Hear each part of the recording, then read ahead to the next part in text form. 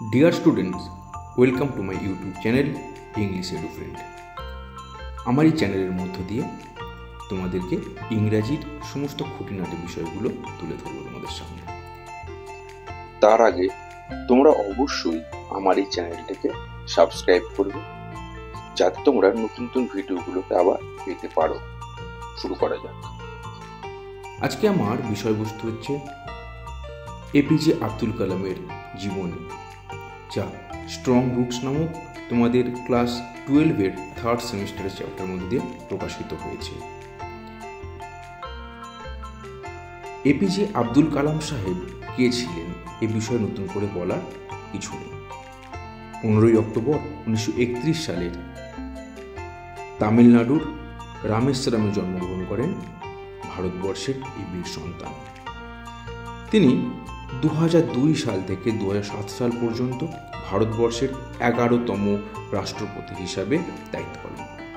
তিনি প্রায় 4 দশকেরও বেশি সময় ধরে কাজ করেন defence research and development organisation বা ডিআরডিও এবং ইন্ডিয়ান স্পেস রিসার্চ অর্গানাইজেশন বা ইসরো। তিনি ভারতের অসামরিক মহাকাশ কর্মসূচি এবং সামরিক ক্ষেপণাস্ত্র উন্নয়ন প্রকল্পের সঙ্গে ঘনিষ্ঠভাবে জড়িত ছিলেন। এই কারণে তাকে ভারতবর্ষের মিসাইল ম্যান হিসাবে আখ্যায়িত করা হয়।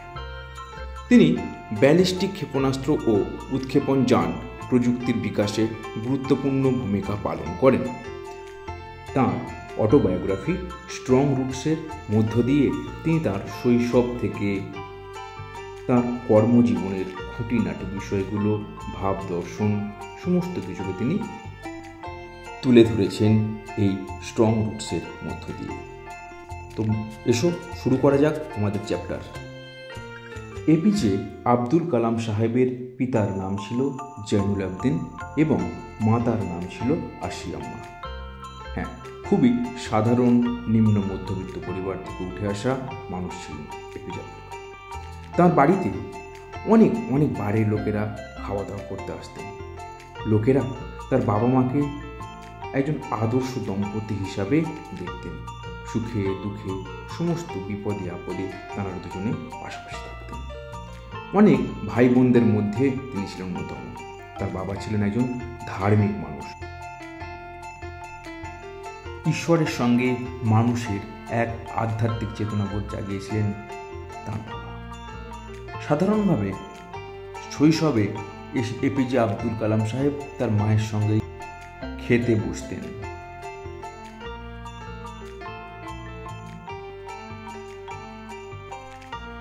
রামেশ্বরমের বিখ্যাত শিব মন্দির, যেটা তীর্থযাত্রীদের কাছে খুব পবিত্র একটা জায়গা, সেই শিব মন্দিরটা ছিল এপিজে আব্দুল কালাম সাহেবের বাড়ি থেকে মাত্র 10 মিনিটের হাঁটা। তার এলাকাটা মূলত মুসলিম অধ্যুষিত হলেও সেখানে অনেক হিন্দু পরিবার একসঙ্গে ভ্রাতৃত্বের বন্ধনে আবদ্ধ হয়ে বসবাস করত। লেখক নিজেই বলেছেন তিনি প্রতিদিন তার বাবার সঙ্গে সন্ধ্যাবেলায় নামাজে যেতেন, কিন্তু এই আরবি প্রার্থনা বিষয়ে তার বিন্দু মাত্র কোনো ধারণা ছিল না। তার বাবার বিষয়ে বলতে গিয়ে তিনি বলেছেন তার বাবা যখন মসজিদ থেকে নামাজ পড়ে বেরিয়ে আসতেন, তখন এক দল অপেক্ষারত মানুষেরা তাঁর বাবার দিকে এগিয়ে আসতেন এবং বাড়িয়ে দিতেন বোতল, জল ভর্তি বোতল। কেন? কারণ সেখানে তার বাবা সেই জল ভর্তি বোতলের মধ্যে তার একটি আঙুলের ছোঁয়ায় ঈশ্বরের উদ্দেশ্যে দোয়া পড়তেন এবং পরবর্তীকালে ওই জলের বোতলগুলি তারা নিয়ে যেতেন বাড়িতে অসুস্থ মানুষদের জন্য। আবার সেই অসুস্থ মানুষেরা যখন সুস্থ হয়ে উঠতেন, তারা আবার আসতেন তার বাবাকে কৃতজ্ঞতা জানাবার জন্য। এপিজে আব্দুল কালাম সাহেব এবার বলেছেন রামেশ্বরম মন্দিরের প্রধান পুরোহিত পক্ষী লক্ষণ শাস্ত্রীর বিষয়ে। হ্যাঁ, এই পক্ষী লক্ষণ শাস্ত্রী ছিলেন তার বাবার খুব কাছের বন্ধু। তারা দুজনেই এই ধর্মীয় পোশাকে ধর্মের গভীর কথাগুলো নিজেদের মধ্যে আলোচনা করতেন। একবার কালাম সাহেব তার বাবাকে জিজ্ঞাসা করেছিলেন নামাজ বা প্রার্থনার গুরুত্বটা কি। তার বাবা উত্তর দিয়েছিলেন প্রার্থনা মানুষের মধ্যে আত্মিক সংযোগ তৈরি করতে সাহায্য করে। তার বাবা অত্যন্ত সহজ ভাষায় জটিল আধ্যাত্মিক ধারণাগুলো সহজেই বুঝিয়ে নিতে পারতেন। একবার কালাম সাহেব জানতে চাইলেন তিনি কেন তার জ্ঞান ও শিক্ষাকে অন্যদের সঙ্গে শেয়ার করেন না। তার উত্তরে তার বাবা বলেছিলেন, মানুষ যখন বিপদে পড়ে তখন তারা কারোর সাহায্য খোঁজে। যারা তার কাছে আসে তিনি কেবল তাদের জন্য একটি মাধ্যম, যাতে তারা প্রার্থনা ও বিশ্বাসের মাধ্যমে তাদের সমস্যার সমাধান খুঁজে বের করতে পারে। কালাম সাহেব তার বাবার স্মৃতি রোমন্থন করতে গিয়ে তার স্ট্রং রুটস এর মধ্য দিয়ে জানান যে তার বাবার সকাল শুরু হতো ভোরের নামাজের মধ্য দিয়ে। ভোর 4টে তিনি তার নামাজ পড়ে দিন শুরু করতেন।